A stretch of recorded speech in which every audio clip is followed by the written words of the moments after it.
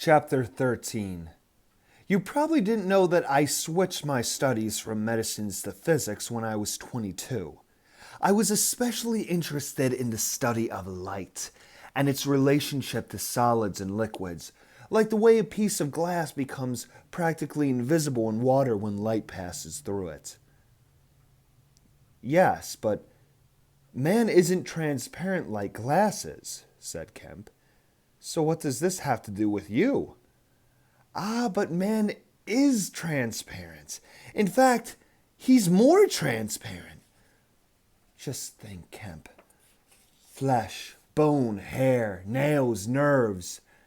Every part of man except the red of his blood and certain pigments, or coloring matter, are all made up of transparent, colorless tissue. I worked on these ideas for 6 years, never daring to tell a soul or publish my findings until I had everything perfected. All my research, every formula I developed, everything I've done is written in code in those 3 notebooks. Thomas Marvel stole them from me. That's why I must hunt him down and get them back. But the blood and the pigments, how did you make them invisible? That took another 3 years. I almost had to give up my research because my money. But I was so determined to go on with my work. I stole the money from my father. But the money wasn't his and he shot himself. With a deep sigh, the invisible man got up from the table and went to the window. Kemp stared silently for a few moments at the back of the headless figure. Then, a sudden thought made him get up and go to the window. He took the arm of the dressing gown and led the invisible man back to his chair. You're tired, Griffin. I don't think you should be up and around yet. Please sit down and go on with your story. Kemp placed himself between the invisible man's chair and the window, blocking out any view of the road to town. The voice went on. I was able to buy all the equipment I needed with the stolen money and continue my experiments. At first, I made a piece of white wool fabric invisible. What a strange feeling it was to put my hand into empty air and feel the fabric as solid as ever. I even threw it on the floor, then had trouble finding where it was. Amazing, cried Kemp. The next part of the experiment was even more amazing. A starving neighborhood cat strayed into my lab, and I suddenly realized that here was my next experiment. And did you make the cat invisible? Almost. I mixed the drugs I had developed with some food and laid her down on a pillow. She was unconscious for several hours while every part of her slowly became invisible. Only the green pigment at the back of her eyes remained visible when she awoke. The last I saw of her were 2 shiny green circles jumping out an open window.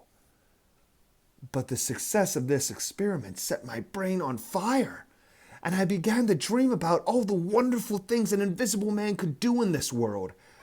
I also knew that my money was almost gone, and I owed my landlord back rent.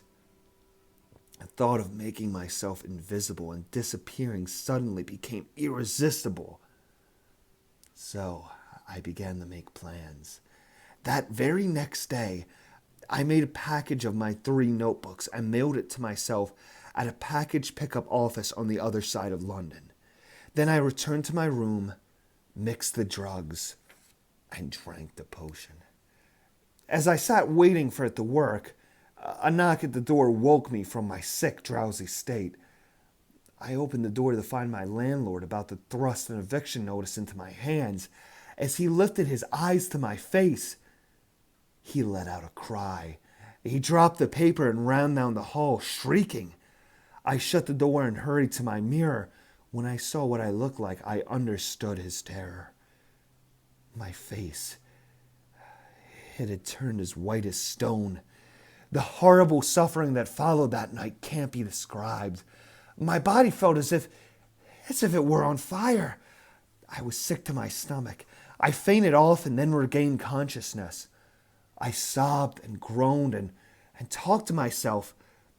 I wanted to die, but I also wanted to live. By morning, the pain had passed. I lay in my bed, looking down at my hands, which now had the look of clouded glass. As the day wore on, they became clearer and thinner until I could place them in front of my eyes and see the room through them. Next came my arms and legs, then my bones and my blood. By the end of the day, I struggled to get up. I felt like a baby just learning to walk, for I was stepping on legs I couldn't see. I stumbled to my mirror and saw nothing in its reflection except the room behind me. Just then a loud banging came at my door, and the angry voice of my landlord demanded that I open it or he and his sons would break it down. When I didn't reply, they began attacking the door with axes. I was desperate. I didn't want them to see the chemicals and the equipment I had been using for my experiments, so I piled up a heap of papers and rubbish and turned on the gas. As I headed for the open window, I tossed a match into the pile and waved goodbye to everything I owned.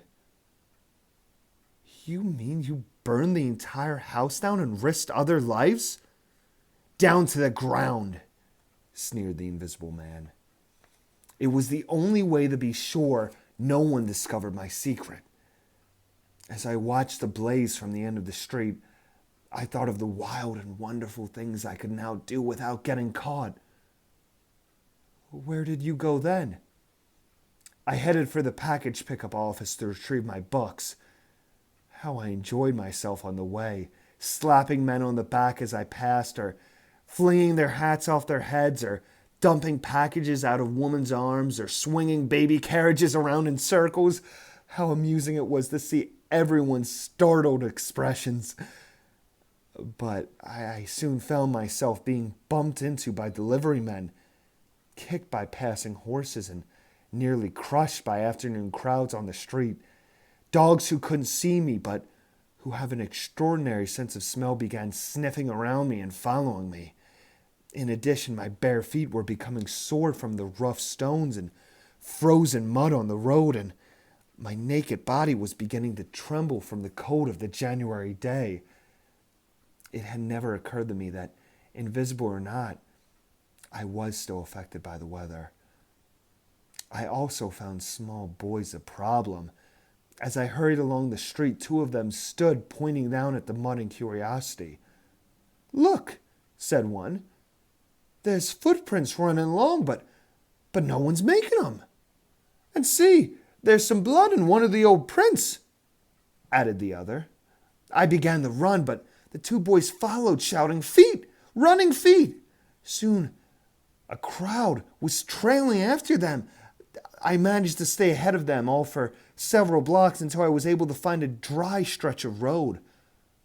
I stopped then, dried my muddy feet, and continued on with no tracks for my pursuers to follow. At the mention of pursuers, Dr. Kemp glanced nervously out the window, at the same time urging the Invisible Man. "Go on, Griffin. What then?"